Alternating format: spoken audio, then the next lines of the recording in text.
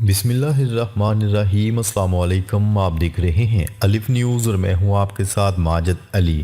شامل کرتے ہیں پاکستان اور دنیا بھر سے آن لائن ہیڈ لائنز۔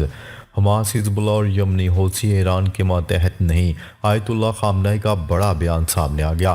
ایرانی سپریم لیڈر آیت اللہ خامنہئی نے کہا ہے کہ حماس، حزب اللہ اور یمنی حوثی ایران کے ماتحت نہیں ہیں۔ غیر ملکی خبرساز ادارے کی رپورٹ کے مطابق ایرانی سپریم لیڈر کا کہنا تھا کہ اسرائیل غزہ میں اپنے مقاصد حاصل نہیں کر سکا۔ امریکہ، اسرائیل اور شام کے پڑوسی ملک نے بشار الاسد کی حکومت گرائی ہے۔ ان کا مزید کہنا تھا کہ شامی نوجوان نئی حکومت کو تسلیم نہیں کریں گے۔ شامی نوجوان اسرائیل کو شامی سرزمین سے باہر دھکیل دیں گے۔ غزہ میں اسرائیلی بربریت نہ رک سکی، صہیونی فورسز کی شیلنگ سے مزید 21 فلسطینی شہید۔ غزہ میں اسرائیلی بربریت کا سلسلہ جاری، صہیونی فورسز کی مزید شیلنگ سے گزشتہ 24 گھنٹوں کے دوران 21 فلسطینی شہید ہو گئے۔ میڈیا رپورٹ کے مطابق اسرائیلی فورسز نے کمال عدوان ہسپتال پر شیلنگ جبکہ نصیرات کیمپ پر بمباری کی، جس سے 5 فلسطینی شہید ہو گئے۔ شہداء میں 2 بچے بھی شامل ہیں۔ نومنتخب امریکی صدر ڈونلڈ ٹرمپ نے پاناما کینال قبضے میں لینے کی دھمکی دے دی۔ ڈونلڈ ٹرمپ نے دھمکی دی ہے کہ اگر معاہدہ نہیں ہوتا تو پاناما کینال کا کنٹرول دوبارہ حاصل کر لیا جائے گا۔ نومنتخب امریکی صدر نے پاناما کینال پر امریکی کنٹرول دوبارہ قائم کرنے کی دھمکی دیتے ہوئے پاناما پر الزام عائد کیا ہے کہ وہ وسطی امریکی گزرگاہ کو استعمال کرنے کے لیے حد سے زیادہ قیمتیں وصول کر رہا ہے۔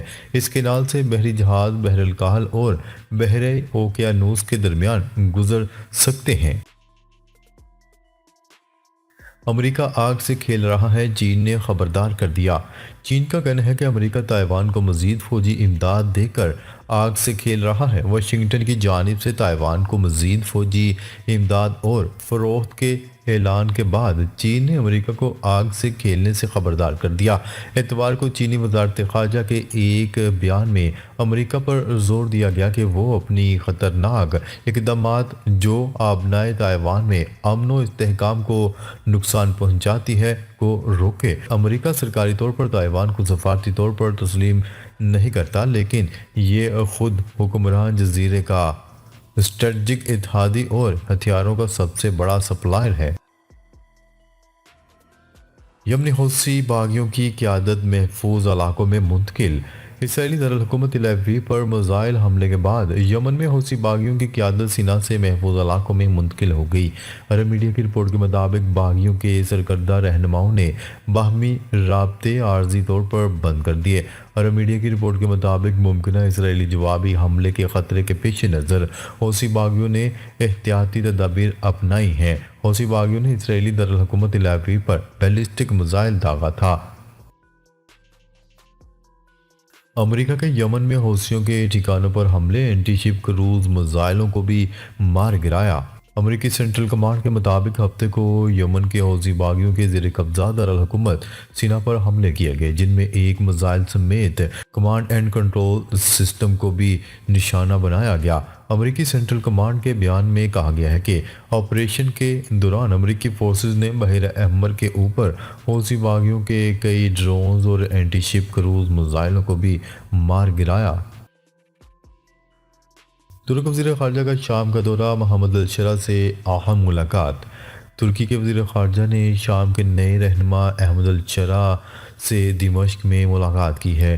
ترک وزیر خارجہ کی جانب سے جاری کردہ ویڈیو میں دونوں رہنماؤں کو ایک دوسرے سے مصافحہ کرتے اور بغل گیر ہوتے ہوئے دکھایا گیا۔ غیر ملکی خبرساز ادارے کی رپورٹ کے مطابق ترک وزیر خارجہ نے جمعے کو اعلان کیا تھا کہ وہ دمشق کا دورہ کرنے اور شام کے نئے رہنما سے ملاقات کا ارادہ رکھتے ہیں۔ ترکیہ کے وزیر خارجہ کا دورہ ایسے وقت میں ہوا جب شمال مشرقی شام میں ترک حمایت یافتہ شامی جنگجوؤں اور کرد ملیشیا کے درمیان لڑائی جاری ہے۔ بحیرہ احمر پر امریکی F-18 لڑاکا طیارہ ہمارے حملے کے نتیجے میں تباہ ہوا، حوثیوں کا دعویٰ۔ یمنی حوثیوں کی جانب سے دعویٰ سامنے آیا ہے کہ گزشتہ شب بحیرہ احمر میں تباہ ہونے والا امریکی F-18 لڑاکا طیارہ حوثیوں کے حملے کے نتیجے میں تباہ ہوا۔ عرب میڈیا کی رپورٹ کے مطابق یمنی افواج کے ترجمہ یحییٰ ساری نے اپنے ویڈیو بیان میں کہا کہ یمنی افواج نے گزشتہ رات یمن پر امریکی و برطانوی حملہ ناکام بنایا۔ انہوں نے کہا کہ حوثیوں نے جوابی حملے میں 8 کروز میزائلوں اور 17 ڈرونز کے ذریعے بحیرہ احمر میں موجود امریکی طیارہ بردار بحری جہاز کو نشانہ بنایا۔ بشار الاسد کی اہلیہ نے طلاق کے لیے روسی عدالت میں درخواست دائر کر دی۔ ترک میڈیا کا دعویٰ۔ ترکیہ کے میڈیا نے دعویٰ کر دیا ہے کہ موصول شامی صدر بشار الاسد کی اہلیہ نے شوہر سے علیحدگی کے لیے روسی عدالت میں درخواست دائر کر دی ہے۔ 2 ہفتے قبل شام کے دارالحکومت دمشق پر اپوزیشن فورسز کے قبضے سے قبل ہی صدر بشار الاسد اپنے خاندان کے ساتھ روس فرار ہو گئے تھے۔ روس نے شامی صدر بشار الاسد اور ان کے خاندان کو انسانی ہمدردی کی بنیاد پر پناہ دی ہوئی ہے۔ حسن نصر اللہ کے صاحبزادے شہید والد کا عمامہ پہن کر ایران میں منظر عام پر آ گئے۔ حزب اللہ کے شہید سیکرٹری جنرل حسن نصر اللہ کے صاحبزادے محمد مہدی منگل کی شام ایران کے شہر قم میں دیکھے گئے اور انہوں نے اپنے والد سے منسوب سیاہ عمامہ پہن رکھا تھا۔ غیر ملکی خبرساں ادارے کی رپورٹ کے مطابق ایرانی میڈیا نے رپورٹ کیا کہ محمد مہدی کئی دنوں سے ایران میں موجود ہیں۔ ایرانی خبرساں ادارے نے بتایا کہ انہوں نے ایران کے سپریم لیڈر آیت اللہ خامنائی کی رہنمائی میں سیاہ عمامہ پہنا۔ ان کے بھائی محمد جواد نے social media platform X پر جاری بیان میں تصدیق کی کہ والد کا عمامہ محمد مہدی کے پاس ہے۔ فرانس اپنی فوج افریقی ملک سے نکالنے پر مجبور ہو گیا۔ انخلا جاری۔ فرانس نے افریقی ملک چاڈ سے اپنی فوج کے انخلا کا آغاز 2 جنگی طیاروں کی روانگی کے ساتھ شروع کر دیا۔ غیر ملکی خبرساں ادارے کی رپورٹ کے مطابق افریقی ملک چاڈ کی جانب سے فرانس کو 31 جنوری 2025 تک اپنی فوجیں واپس بلوانے کے لیے الٹیمیٹم کے بعد فرانسیسی افواج نے انخلا شروع کر دیا ہے۔ ترکیہ میں ہیلی کاپٹر حادثے میں 4 افراد ہلاک۔ جنوب مغربی ترکیہ میں ایک ایمبولینس ہیلی کاپٹر کو پیش آنے والے حادثے میں 4 افراد ہلاک ہو گئے۔ وزارت صحت کی جانب سے جاری بیان کے مطابق اس ہیلی کاپٹر نے مقامی وقت کے مطابق صبح 10 بجے کے قریب 2 پائلٹوں، 1 ڈاکٹر اور 1 طبی ورکر کو لے کر موغلا ٹریننگ اینڈ ریسرچ ہاسپٹل سے ٹیک آف کیا تھا۔ ٹیک آف کے فوری بعد یہ ہیلی کاپٹر ہسپتال کے اوپری منزل سے ٹکرا گیا اور قریب موجود احاطے میں گر کر تباہ ہو گیا۔ میں ڈونلڈ ٹرمپ کی تقریب حلف برداری میں شرکت کروں گا: جو بائیڈن۔ سبکدوش ہونے والے امریکی صدر جو بائیڈن نے اعلان کیا ہے کہ وہ آئندہ ماہ نو منتخب امریکی صدر ڈونلڈ ٹرمپ کی تقریب حلف برداری میں شرکت کریں گے۔ پاک بحریہ کے جہازوں کا خلیج عرب کے ممالک کویت اور عراق کا دورہ۔ پاک بحریہ کے جہازوں نے خلیج عرب میں تعیناتی کے دوران کویت اور عراق کا اہم دورہ کیا۔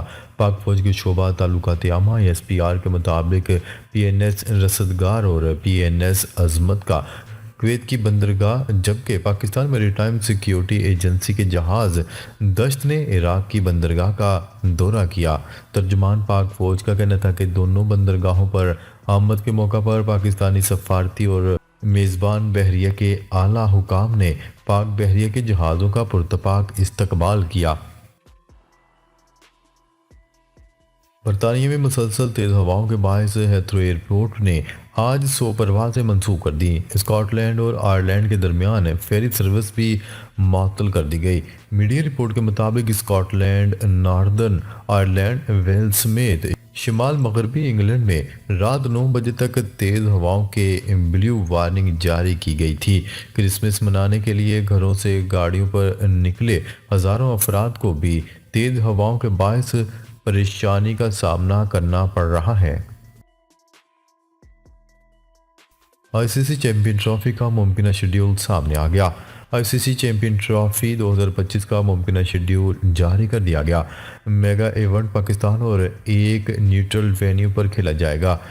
ذرائع کے مطابق ایونٹ کا پہلا میچ 19 فروری کو پاکستان اور نیوزی لینڈ کے درمیان کراچی میں ہوگا، جبکہ پاک بھارت ٹاکرا نیوٹرل وینیو پر 23 فروری کے روز کھیلا جائے گا۔ اسرائیل نے دعویٰ کیا ہے کہ نیوٹرل وینیو ممکنہ طور پر دبئی ہو سکتا ہے۔ سردی کی شدت میں اضافہ، درجہ حرارت مزید گرنے کا امکان۔ ملک بھر میں سردی کی شدت میں اضافہ ہو گیا، کئی شہروں میں درجہ حرارت مزید گرنے کا امکان ظاہر کیا جا رہا ہے۔ دوسری جانب محکمہ موسمیات نے ملک کے بیشتر علاقوں میں موسم سرد اور خشک جبکہ بعض شہروں میں مطلع ابر آلود رہنے کی پیشگوئی کر دی۔ کشیدہ صورتحال کرم کے لیے ہیلی کاپٹر سروس شروع کر دی گئی۔ کرم میں کشیدہ صورتحال کے پیش نظر وزیر اعلیٰ خیبر پختونخوا علی امین گنڈاپور کی ہدایت پر ہیلی کاپٹر سروس شروع کر دی گئی۔ حکومتی ذرائع کے مطابق گزشتہ روز صوبائی حکومت کے ہیلی کاپٹر MI-17 نے پشاور سے کرم کے لیے 2 پروازوں کے ذریعے پاراچنار سے 53 افراد کو پشاور منتقل کیا، جن میں 14 مریض بھی شامل تھے۔ ذرائع نے کہا کہ آج ہیلی کاپٹر کی پہلی پرواز کے ذریعے جرگہ ممبران اور سرکاری عملے پر مشتمل 16 افراد کو پاراچنار منتقل کیا گیا۔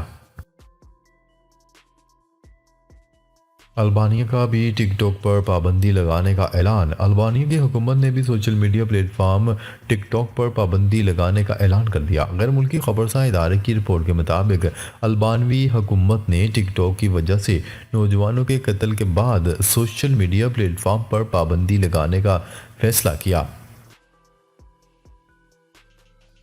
ایلون مسک نے ایکس پر ہیش ٹیگ کا استعمال غیر ضروری قرار دے دیا۔